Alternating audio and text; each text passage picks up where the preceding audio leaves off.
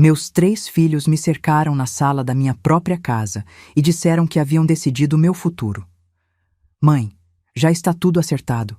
A senhora vai para um lugar melhor, com cuidados especiais. É para o seu próprio bem.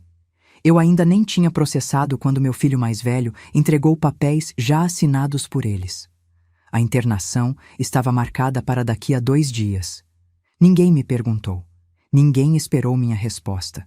Naquele momento, percebi que eu havia deixado de ser a matriarca da família para me tornar apenas um problema a ser resolvido. Mas antes de continuar, verifique se já se inscreveu no canal e conte nos comentários de qual cidade ou país você está assistindo.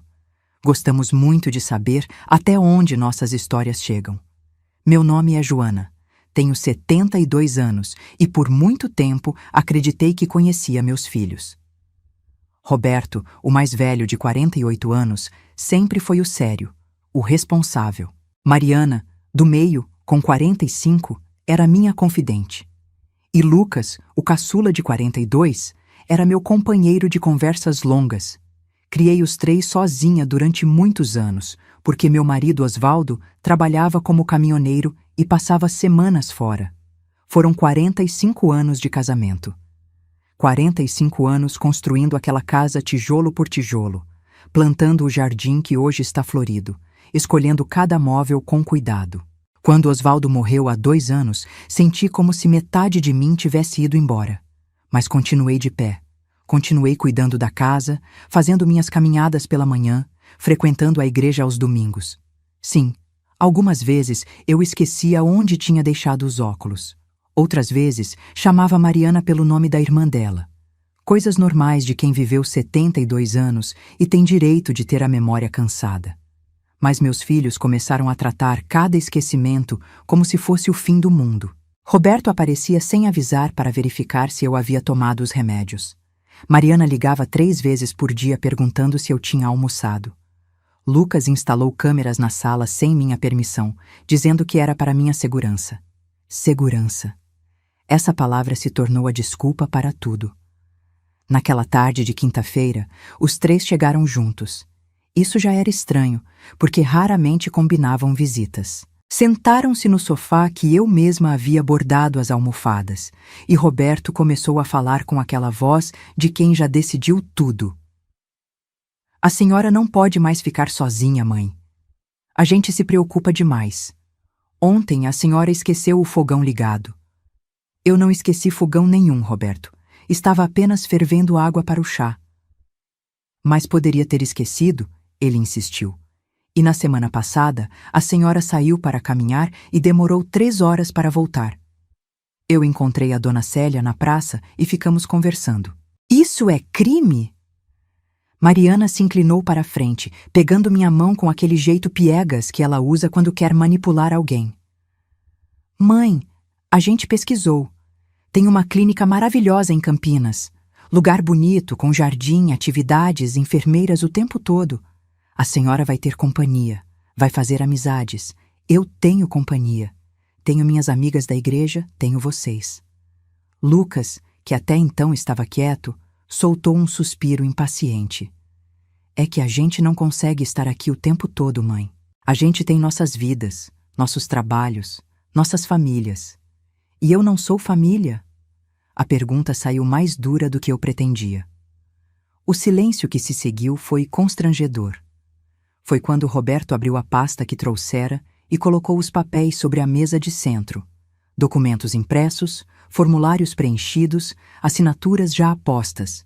A internação estava agendada para o sábado. 2 dias. Eles haviam decidido meu destino sem me consultar. Vocês já assinaram? Minha voz saiu trêmula, não de medo, mas de uma raiva contida que comecei a sentir crescer no peito. É para o seu bem, mãe, Mariana repetiu como um mantra. Para o meu bem, eu repeti devagar. Entendi. Naquele momento, algo dentro de mim mudou. Não foi desespero. Não foi resignação. Foi uma clareza fria e precisa. Eu tinha sido reduzida a uma decisão administrativa. Meus filhos, aqueles que eu embalei no colo, que ensinei a ler, que consolei em cada desilusão, Estavam me descartando como quem se livra de um móvel velho que não cabe mais na decoração nova. Levantei-me da poltrona, as pernas ainda firmes apesar da idade, e fui até a cozinha preparar café. Precisava de um momento para respirar, para pensar. Enquanto a água fervia, ouvi vozes abafadas vindo da sala. Aproximei-me da porta sem fazer barulho. 2 meses, Roberto. A voz era de Lucas. Em 2 meses a gente consegue vender essa casa e dividir o dinheiro. Você falou com o corretor? Já tenho 3 interessados, Roberto respondeu. O terreno aqui está valorizado. Deve dar pelo menos 1.200.000, 400.000 para cada um. E ela? Mariana perguntou. E por um segundo achei que havia alguma preocupação genuína. Quando sair da clínica, vai morar onde? A gente vê isso depois, talvez num apartamento menor, mais prático. Ou ela se adapta lá e fica, né? Tem gente que passa anos nesses lugares. Senti o chão fugir dos meus pés.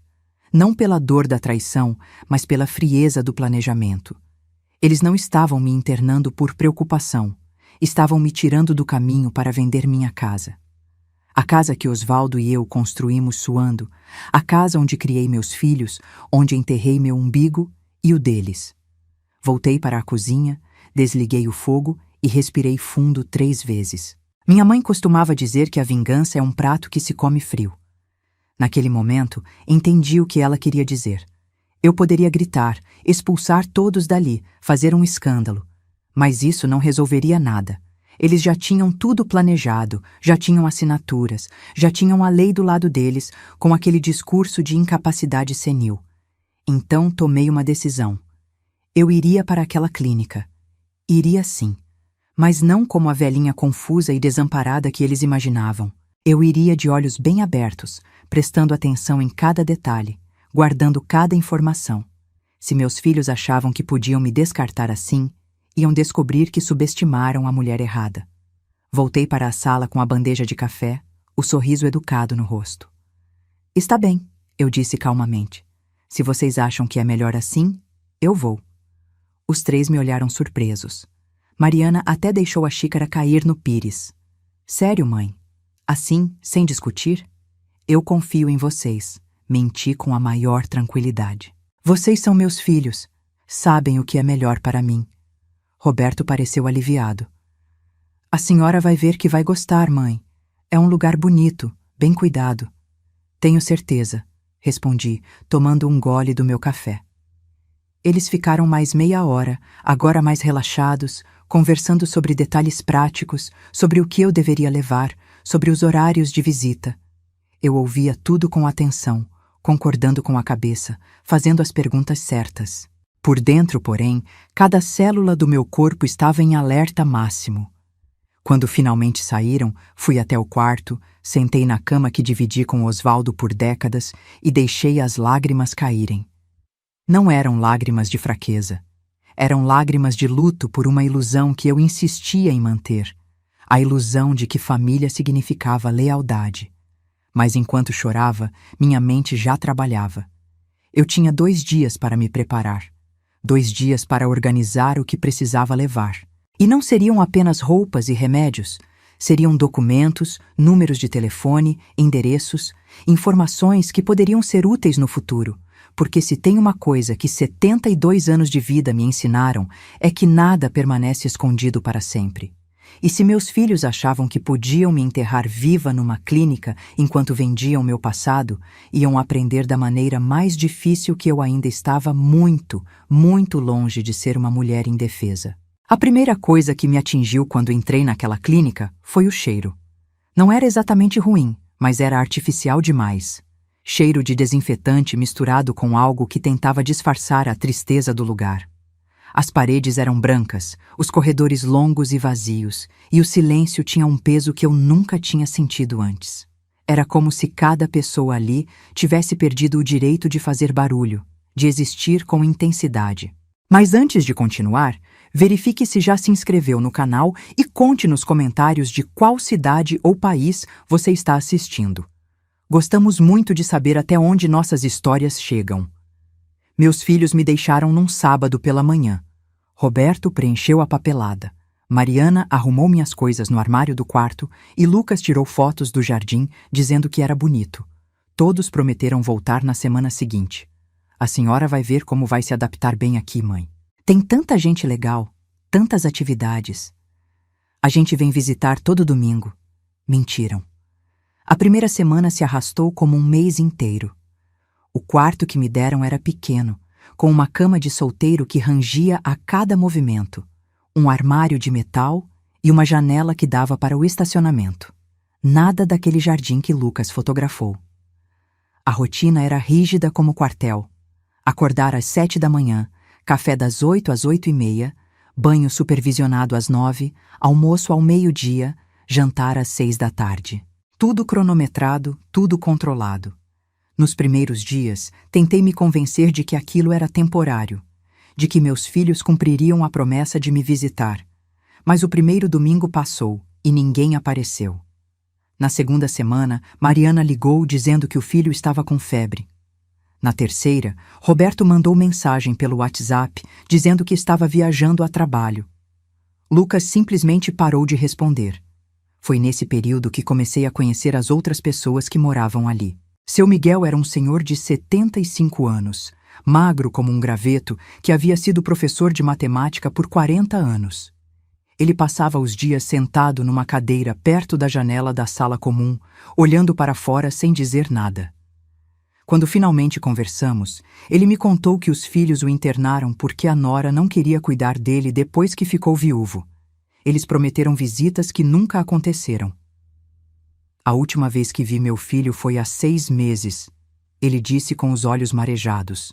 Dona Carmen tinha 78 anos e havia sido enfermeira a vida inteira. Ela era a mais lúcida de todos nós, com uma memória afiada e um olhar que não perdia detalhes.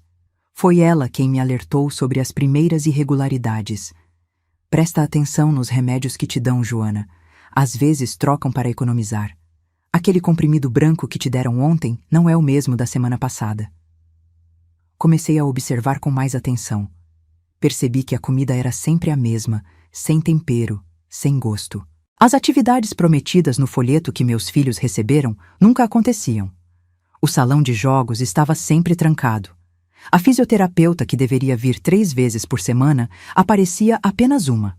As enfermeiras que trabalhavam lá no começo eram dedicadas, mas a direção era ausente. Nunca víamos o antigo diretor, Dr. Augusto, que, segundo as funcionárias, só aparecia para assinar papéis.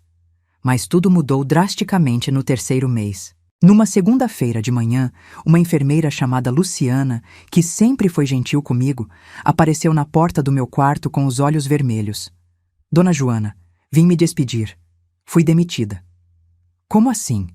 Você é uma das melhores aqui. Ela baixou a voz. Entrou um diretor novo, Dr. Valdir. Ele está demitindo todo mundo que trabalha aqui há mais tempo. Diz que a clínica precisa reduzir custos.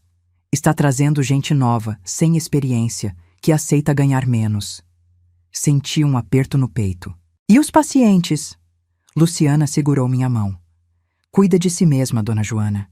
Esse homem não está nem aí para vocês. Só quer lucro. Nos dias seguintes, vi 5 funcionárias sendo substituídas. No lugar delas, vieram pessoas que mal olhavam nos nossos olhos. Uma auxiliar de enfermagem chamada Bruna tratava os idosos como se fossem crianças birrentas. Toma logo esse remédio, seu Mário.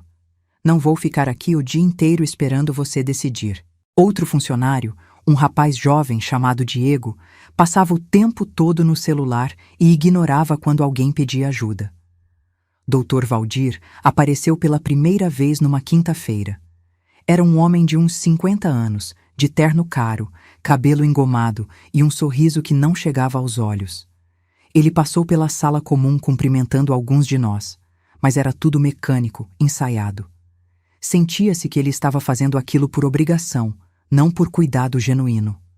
A comida piorou ainda mais. Às vezes vinha azeda, outras vezes fria.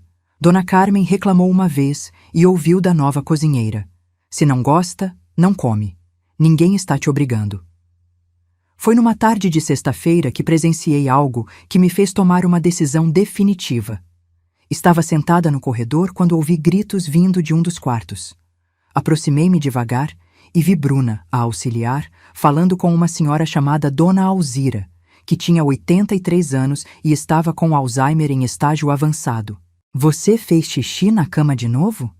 Você é nojenta! Você faz isso de propósito para me dar trabalho. Dona Alzira chorava feito criança, confusa e assustada. Bruna puxou o lençol com brutalidade, fazendo a senhora quase cair da cama. Fica aí quieta que eu já volto. E não adianta chorar que ninguém vai ter pena de você. Senti uma raiva subir pela garganta, mas me segurei. Entrar naquele quarto e fazer um escândalo não resolveria nada. Bruna seria no máximo advertida, e eu seria rotulada como a velha problemática. Precisava ser mais inteligente que isso. Voltei para o meu quarto, abri a gaveta da mesinha de cabeceira e peguei um caderno que havia trazido de casa. Escrevi tudo: a data, o horário, o nome da funcionária, o que ela disse, o que fez. Escrevi sobre os remédios trocados, sobre a comida estragada, sobre as atividades canceladas, sobre as promessas quebradas. Dona Carmen apareceu na porta do meu quarto naquela noite. Vi você anotando algo hoje, ela disse baixinho. Posso saber o quê? Mostrei o caderno. Ela leu em silêncio, assentindo com a cabeça. Isso é perigoso, Joana. Se descobrirem, vão dizer que você está senil, que está inventando coisas. Eu sei. Por isso preciso ser cuidadosa. Ela se sentou na beira da minha cama. Eu era enfermeira, lembra? Posso te ajudar. Sei quais irregularidades procurar, sei como documentar direito. A partir daquele dia, eu e Dona Carmen nos tornamos aliadas secretas. Ela me ensinava o que observar, como anotar de forma precisa, quais detalhes eram importantes. Seu Miguel, que não era bobo, também começou a nos ajudar. Ele anotava os horários em que os funcionários faltavam, quando os remédios não eram entregues no tempo certo, quando alguém passava mal e não recebia atendimento. Um mês depois da chegada de Dr. Valdir, a clínica já era outro lugar. Um lugar sombrio, onde o descaso tinha se instalado como uma doença silenciosa. Mas enquanto tudo piorava ao nosso redor, meu caderno ia engordando, página por página, com provas de cada negligência, de cada crueldade, de cada mentira. Meus filhos continuavam sem aparecer. Roberto enviava mensagens curtas. Como está, mãe? Está gostando? Mariana ligava rapidamente, sempre com pressa. Não posso falar muito, mãe. Estou no meio de uma reunião. Lucas simplesmente desapareceu das minhas tentativas de contato. Mas eu não estava mais esperando por eles. Não estava mais esperando ser resgatada. Estava construindo algo muito maior. Estava juntando cada peça de evidência que, no momento certo, iria desmoronar aquele castelo de mentiras que Dr. Valdir havia construído. Uma noite, deitada naquela cama estreita que rangia, olhei para o teto rachado e pensei em Osvaldo. Pensei em como ele sempre dizia que eu era teimosa, mas que minha teimosia era minha força. Naquele momento, sozinha naquele quarto frio e impessoal, entendi que ele estava certo. Eu não era a velhinha indefesa que meus filhos imaginavam. Não era a paciente submissa que Dr. Valdir esperava. Eu era Joana, 72 anos de luta, de resiliência, de inteligência afiada pela vida. E se tinha uma coisa que a vida me ensinou, era que a paciência de uma mulher determinada é a arma mais poderosa que existe. 6 meses haviam se passado desde que pisei naquela clínica pela primeira vez. E quando me olhei no espelho naquela manhã de terça-feira, quase não reconheci a mulher que me encarava de volta. Meu rosto estava mais magro, os ossos das bochechas salientes, e meus cabelos, que antes tinham alguns fios grisalhos, agora estavam completamente brancos. Mas meus olhos continuavam os mesmos, atentos, vigilantes, vivos. Mas antes de continuar, verifique se já se inscreveu no canal e conte nos comentários de qual cidade ou país você está assistindo. Gostamos muito de saber até onde nossas histórias chegam. Naqueles 6 meses, eu havia me transformado numa pessoa diferente. Não era mais a Joana que aceitava as coisas passivamente.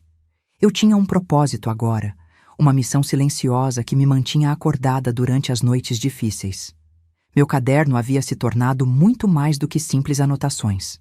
Era um sistema completo de registro, datas, horários exatos, nomes completos, descrições detalhadas de cada irregularidade.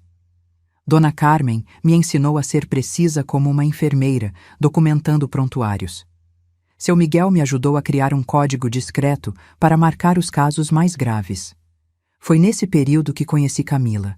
Ela tinha apenas 23 anos, olhos castanhos, cheios de sonhos e mãos calejadas de tanto trabalhar.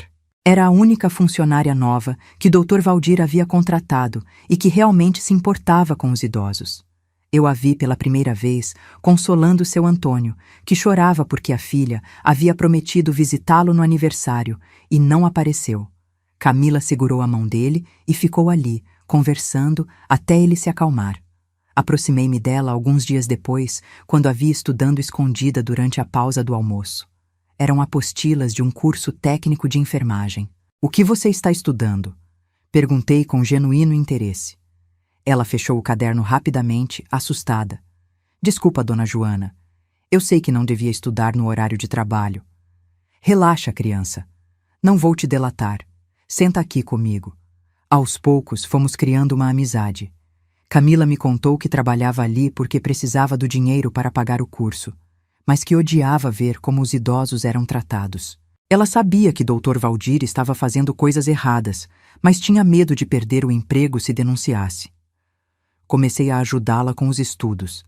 Eu tinha sido professora primária por 30 anos antes de me casar, e minha memória para a pedagogia continuava afiada.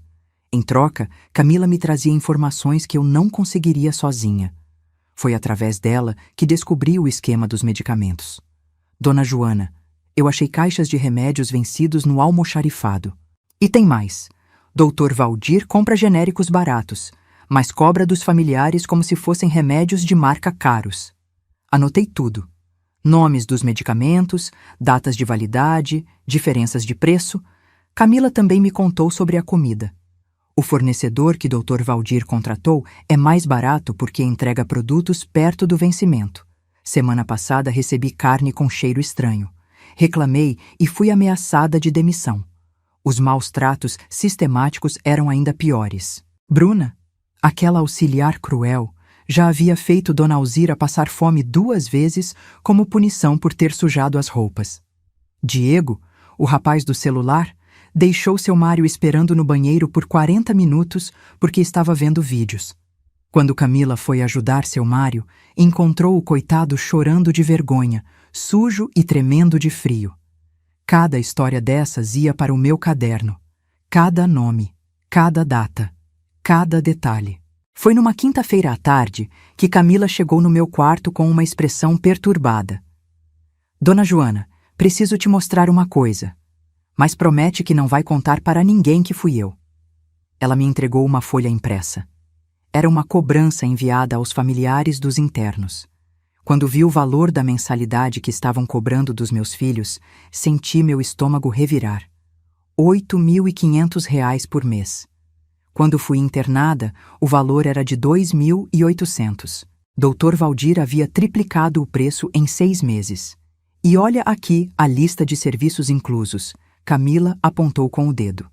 Fisioterapia 3 vezes por semana, acompanhamento psicológico, atividades recreativas diárias, alimentação balanceada por nutricionista, medicamentos de qualidade hospitalar. Nada disso está acontecendo de verdade. Senti uma mistura de raiva e tristeza. Meus filhos estavam pagando uma fortuna por um tratamento que eu não estava recebendo. Eles achavam que eu estava bem cuidada, cercada de atenção e conforto, quando na verdade eu passava fome, frio e descaso. "Camila, eu preciso de cópias desses documentos. Você consegue?" Ela hesitou, mas concordou. "É arriscado, mas vou tentar." Naquela noite, tentei ligar para Roberto. A ligação caiu na caixa postal. Tentei Mariana. Desligou após 2 toques. Tentei Lucas 3 vezes seguidas. Nada. Mandei mensagens para os 3 explicando que precisava urgentemente falar com eles, que era importante. Roberto respondeu 2 dias depois. "Mãe, está tudo bem?" Estou viajando, te ligo quando voltar. Mariana enviou apenas um emoji de coração. Lucas me deixou no vácuo. Foi nesse momento que entendi com absoluta clareza. Eu não podia mais esperar por eles. Não podia mais confiar que meus filhos viriam me resgatar dessa situação.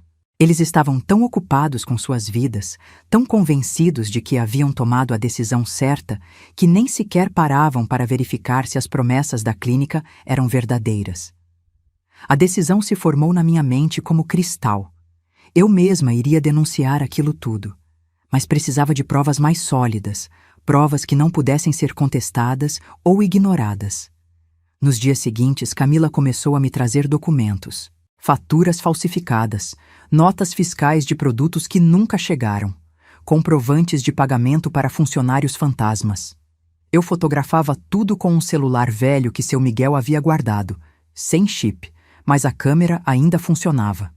Dona Carmen me ensinou a organizar as provas por categoria: negligência médica, fraude financeira, maus tratos, violação de direitos. Uma semana depois, presenciei algo que me fez perceber que o tempo estava se esgotando. Era uma manhã de sábado quando ouvi gritos vindo do quarto de Dona Eulália, uma senhora de 81 anos que tinha diabetes. Aproximei-me e vi Dr. Valdir aos berros com Camila. Você questionou minha prescrição? Quem você pensa que é? Você é uma auxiliar sem formação completa. Eu sou o médico aqui. Doutor, eu só avisei que Dona Eulália é alérgica a esse medicamento. Está no prontuário dela. Se tomar isso, pode ter um choque anafilático. Eu decido o que é melhor para os meus pacientes. Se contestar minhas ordens de novo, está demitida. Camila saiu dali com os olhos cheios de lágrimas. Eu a segui até o corredor vazio. Respira fundo, filha. Você fez a coisa certa. Mas ele vai me demitir, Dona Joana. Preciso desse emprego. Segurei suas mãos com firmeza. Não por muito tempo. Esse homem não vai continuar aqui por muito mais tempo. Eu prometo. Ela me olhou confusa. Como a senhora pode prometer isso? Porque eu tenho provas de tudo que ele fez. E em breve, essas provas vão parar nas mãos certas. Naquela noite, sentada na cama do meu quarto, reli cada página do meu caderno. Eram 73 páginas de evidências. 73 páginas de crueldade documentada, de negligência registrada, de crimes anotados com precisão cirúrgica. Pensei em Osvaldo, em como ele sempre dizia que eu era teimosa demais para desistir de qualquer coisa. Ele estaria orgulhoso de mim agora. Pensei nos meus filhos, que estavam pagando R$ 8.500 por mês, achando que eu estava recebendo cuidados dignos. Pensei em Dona Alzira, em seu Miguel, em Dona Carmen, em todos os idosos ali que haviam sido esquecidos por suas famílias e maltratados por quem deveria cuidar deles. E tomei uma decisão final. Não esperaria mais, não ficaria mais um dia sequer naquele lugar sem agir. Camila havia me dado o contato de uma promotora de justiça que atuava em casos de maus tratos a idosos. Na manhã seguinte, eu ligaria para ela. Contaria tudo. Entregaria cada prova, cada documento, cada fotografia.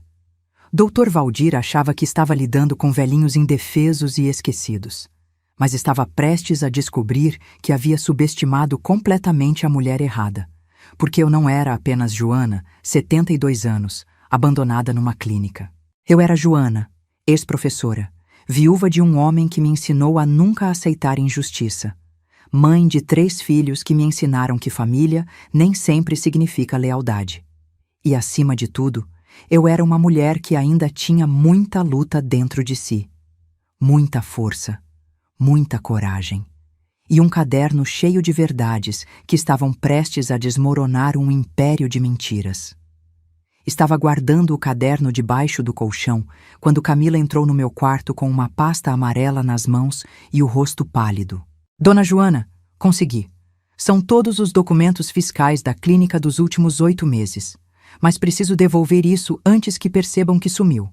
Mas antes de continuar, verifique se já se inscreveu no canal e conte nos comentários de qual cidade ou país você está assistindo.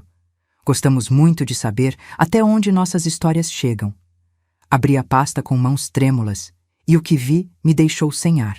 Notas fiscais falsificadas, comprovantes de doações que nunca chegaram aos idosos, pagamentos para funcionários que não existiam.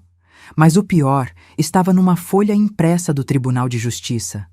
Camila havia pesquisado dias antes, desconfiada, e guardado essa informação comigo. Ele tinha 2 condenações anteriores por estelionato e fraude contra idosos em clínicas de São Paulo e Rio de Janeiro. Aquele homem era um criminoso profissional.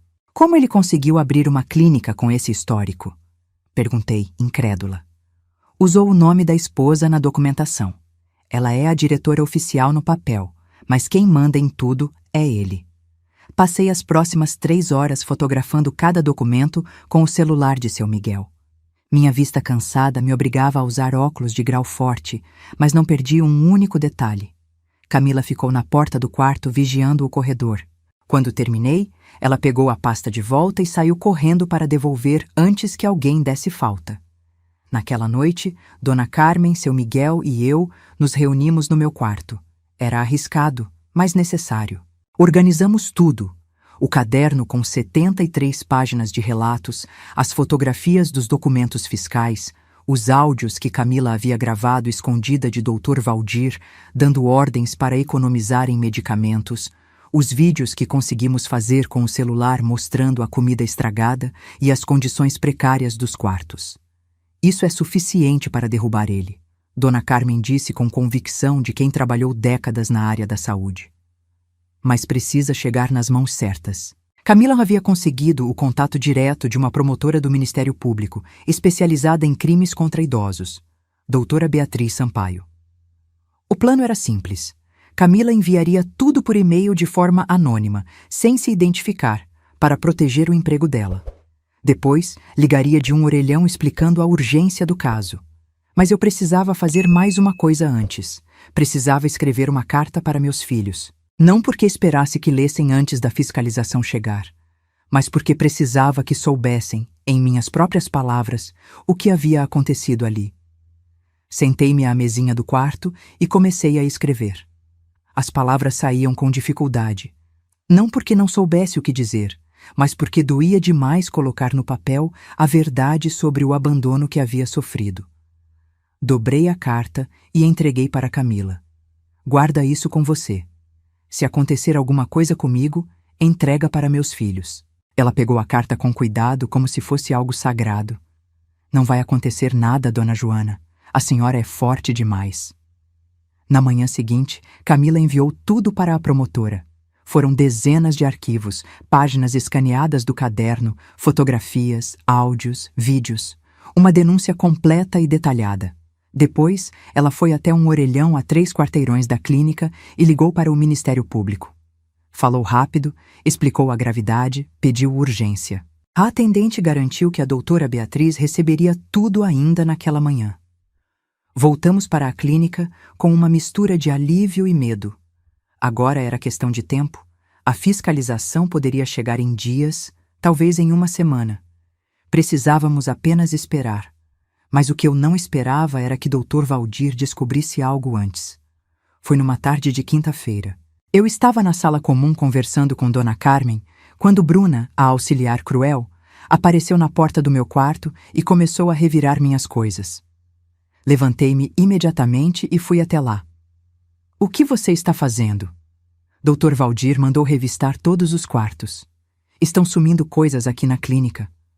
Meu coração disparou. O caderno estava escondido debaixo do colchão. Se ela encontrasse, tudo estaria perdido. Tentei protestar, mas Bruna me empurrou para o lado com brutalidade. Sai da frente, velha! Foi quando ela levantou o colchão e encontrou o caderno. Não demorou nem 5 minutos para Dr. Valdir aparecer no meu quarto. Ele segurava o caderno com uma expressão de raiva que eu nunca tinha visto. Os olhos dele estavam injetados, as veias do pescoço saltadas. Ele fechou a porta do quarto com força e veio em minha direção. "O que é isso?" ele gritou, abanando o caderno no ar. Mantive a calma, embora meu coração estivesse acelerado. "São anotações pessoais." "Anotações pessoais?" Ele começou a ler em voz alta, com deboche. Dia 17 de agosto, Bruna negou comida para Dona Alzira como punição. Dia 23 de agosto, medicamento vencido administrado em seu Mário. Isso são acusações gravíssimas. São fatos, doutor. Apenas fatos. Ele se aproximou de mim, o rosto a centímetros do meu. A senhora não passa de uma velha senil. Ninguém vai acreditar em você. Ninguém. Não recuei. Olhei nos olhos dele com toda a dignidade que consegui reunir. Não precisa acreditar em mim. As provas falam por si. Ele riu. Um riso cruel, cheio de desprezo. Provas? Esse caderninho ridículo? Vou jogar no lixo agora mesmo, e a senhora vai aprender a ficar quieta, senão as coisas vão ficar muito piores para a senhora aqui. Foi quando Dona Carmen apareceu na porta. Pode jogar esse caderno fora, doutor. Não vai adiantar nada. Ele se virou para ela, confuso. Como assim? Porque nós fizemos cópias, seu Miguel completou, surgindo ao lado de Dona Carmen. 3 cópias completas. Uma está com Camila, outra está guardada fora da clínica, e a terceira está em lugar que o senhor nunca vai encontrar. A expressão de Dr. Valdir mudou. A arrogância deu lugar ao pânico. Vocês não sabem com quem estão mexendo. Eu posso tornar a vida de vocês um inferno aqui dentro. Já é um inferno, eu disse calmamente, e o senhor vai pagar por isso. Ele rasgou o caderno na minha frente, página por página, jogando os pedaços no chão com violência. Pronto. Acabou. Não existe mais nada. Camila apareceu na porta nesse momento, o rosto pálido, mas firme. A promotora já recebeu tudo, Dr. Valdir. A fiscalização vem amanhã. O silêncio que se seguiu foi absoluto. Dr. Valdir ficou paralisado, segurando os pedaços rasgados do caderno, percebendo que havia perdido. Que tudo que ele havia construído com mentiras e crueldade estava prestes a desmoronar. Vocês vão se arrepender disso, ele ameaçou, mas a voz saiu fraca, sem convicção. Quem vai se arrepender é o Senhor, respondi. Por cada idoso que maltratou, por cada família que enganou, por cada vida que destruiu. Ele saiu do quarto aos tropeços, gritando ordens contraditórias para os funcionários, tentando esconder evidências que já era tarde demais para esconder. Naquela noite, ninguém na clínica conseguiu dormir. A tensão era palpável no ar. Na manhã seguinte, às 8 horas em ponto, 3 viaturas da polícia e 2 carros do Ministério Público estacionaram na frente da clínica. Doutora Beatriz Sampaio entrou acompanhada de agentes, peritos e assistentes sociais. A fiscalização havia começado. Eu estava sentada na sala comum quando vi Dr. Valdir sendo levado para uma sala para interrogatório. Nossos olhares se cruzaram por um segundo. No dele havia ódio. No meu, havia apenas a certeza tranquila de quem fez a coisa certa. Dona Carmen segurou minha mão. Conseguimos, Joana. Ainda não, respondi. Mas estamos perto. 2 anos. Tinha-se passado exatamente 2 anos desde que pisei naquela clínica pela primeira vez.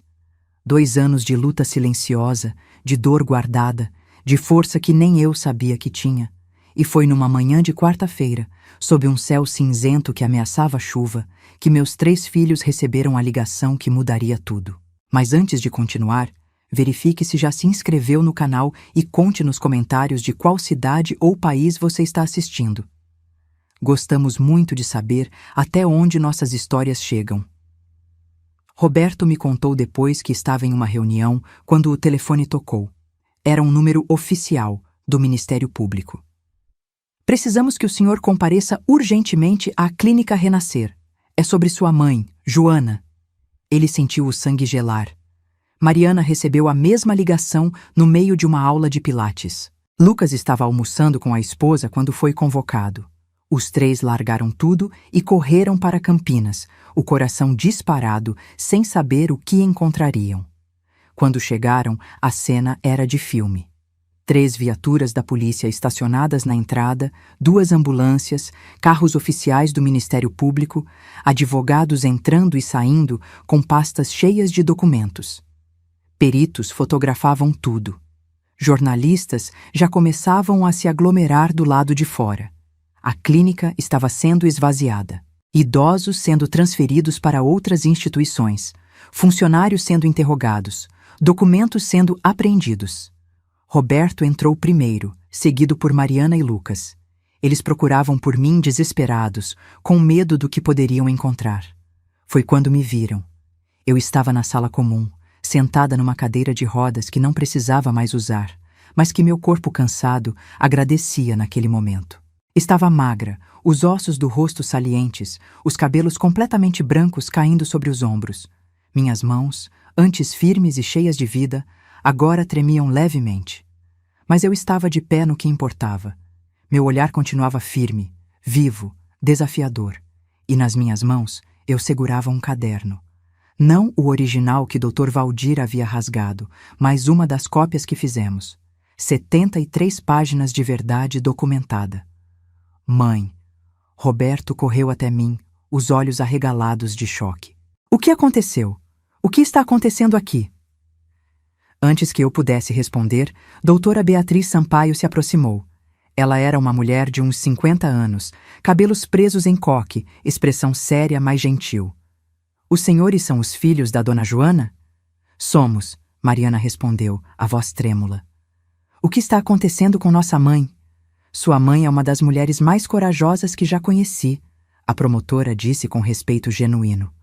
Ela não apenas denunciou crimes gravíssimos cometidos nesta clínica. Ela também moveu um processo civil contra a instituição em nome de todos os idosos que foram maltratados aqui. E ganhou. Lucas piscou, confuso. Ganhou?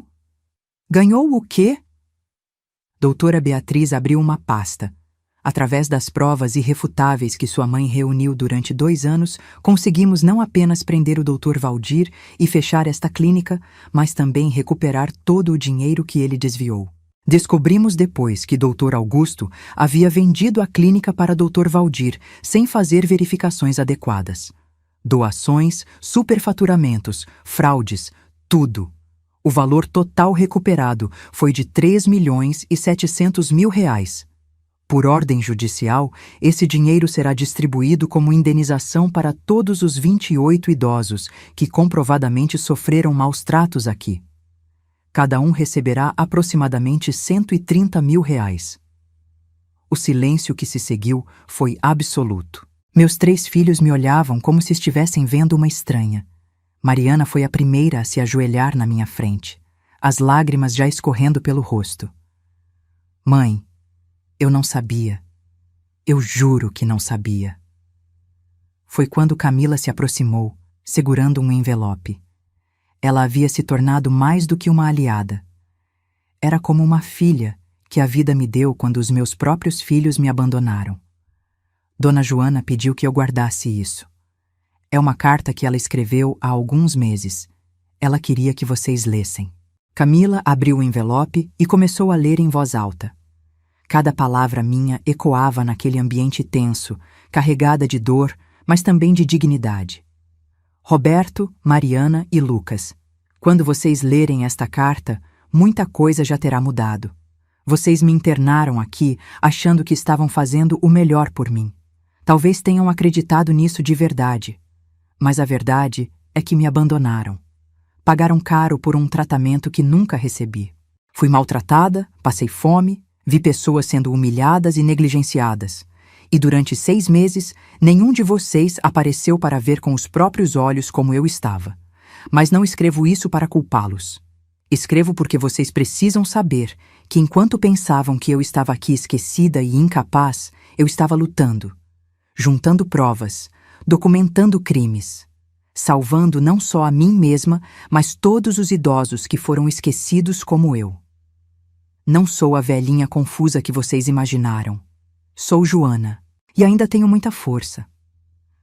Roberto chorava abertamente agora, algo que eu não via desde que ele era criança. Lucas tinha o rosto enterrado nas mãos. Mariana segurava minha mão, como se estivesse pedindo perdão sem palavras. Mãe, por favor, Roberto disse entre soluços. A gente errou muito, mas por favor, volte para casa, volte para sua casa. Nós vamos cuidar da senhora do jeito certo dessa vez. Olhei para cada um deles, meus filhos, as crianças que criei, que amei, que eduquei, e senti uma mistura de dor e esperança. Eu vou voltar, respondi calmamente. Mas não do jeito que era antes. Roberto me olhou, esperançoso. Do jeito que a senhora quiser, mãe.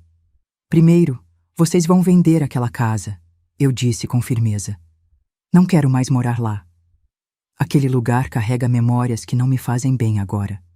Vamos procurar outra casa, menor, mais prática, mas que eu escolha, que eu decore, que seja realmente minha. Mariana concordou imediatamente. O que a senhora quiser, mãe. Segundo, continuei. Vocês vão estar presentes. De verdade. Não quero visitas protocolares de fim de semana. Quero almoços, conversas, presença real. Se não puderem fazer isso, eu prefiro morar sozinha com uma cuidadora. Lucas se ajoelhou ao meu lado. A gente vai estar presente, mãe, todos os dias se a senhora quiser. Eu prometo. E terceiro, olhei para Camila com carinho. Essa moça aqui salvou minha vida e a vida de muita gente. Ela sonha em se formar enfermeira. Eu vou pagar os estudos dela. E quando ela se formar, quero que trabalhe comigo, cuidando de mim se eu precisar. Camila começou a chorar, me abraçando com força. Obrigada, dona Joana. Obrigada por tudo. Meus filhos concordaram com tudo. Não havia mais arrogância, não havia mais pressa, não havia mais desculpas. Havia apenas arrependimento genuíno e o desejo de reconstruir o que haviam destruído. 6 meses depois, eu estava sentada na varanda da minha casa nova. Uma casa linda em Campinas, com 3 quartos, um jardim que eu mesma escolhi as plantas e uma sala ampla onde cabia toda a família. Roberto vinha almoçar toda terça e quinta. Mariana passava os sábados comigo. Lucas me ligava todos os dias só para conversar. Eles haviam aprendido, da maneira mais difícil, o que significa estar presente. Camila havia se formado técnica em enfermagem com honras. Ela trabalhava num hospital, mas vinha me visitar toda semana. Éramos amigas de verdade agora, unidas por uma batalha que vencemos juntas. O caderno que salvou 28 vidas foi doado para um museu em São Paulo, numa exposição sobre resistência e direitos dos idosos. Virou símbolo de que idade não significa fraqueza e que nunca é tarde para lutar por justiça. Dr. Valdir foi condenado a 12 anos de prisão por fraude, maus tratos, estelionato e formação de organização criminosa. A clínica foi fechada definitivamente. Todos os idosos que estavam lá foram realocados para instituições fiscalizadas e idôneas. Muitos reencontraram suas famílias. Dona Carmen voltou para a casa da filha. Seu Miguel foi morar com o neto que nem sabia que existia. Numa tarde de domingo, enquanto toda a família estava reunida na minha casa nova, olhei ao redor e senti uma paz que não sentia há anos. Meus filhos haviam aprendido. Eu havia sobrevivido. E mais do que isso, eu havia vencido. Roberto se aproximou, servindo-me um copo de suco. Mãe, posso fazer uma pergunta? Claro, meu filho. Como a senhora teve forças para fazer tudo isso? Para aguentar 2 anos naquele lugar e ainda lutar por justiça? Sorri, lembrando do meu Osvaldo, lembrando de tudo que passei, de tudo que aprendi. Porque aprendi uma coisa muito importante nesses 72 anos de vida, Roberto. Amor não é decidir pelo outro. Amor não é controlar. Amor não é abandonar quando fica difícil.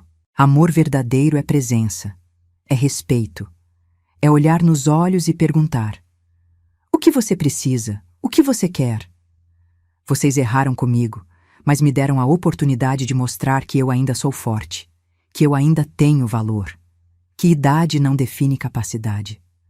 Mariana abraçou meu pescoço. A gente nunca mais vai esquecer disso, mãe. Nunca mais. E não esqueceram. Aquela lição custou caro para todos nós, mas nos ensinou algo que nenhuma palavra conseguiria. Família verdadeira não se mede em sangue. Se mede em presença, em respeito, em amor que se prova todos os dias.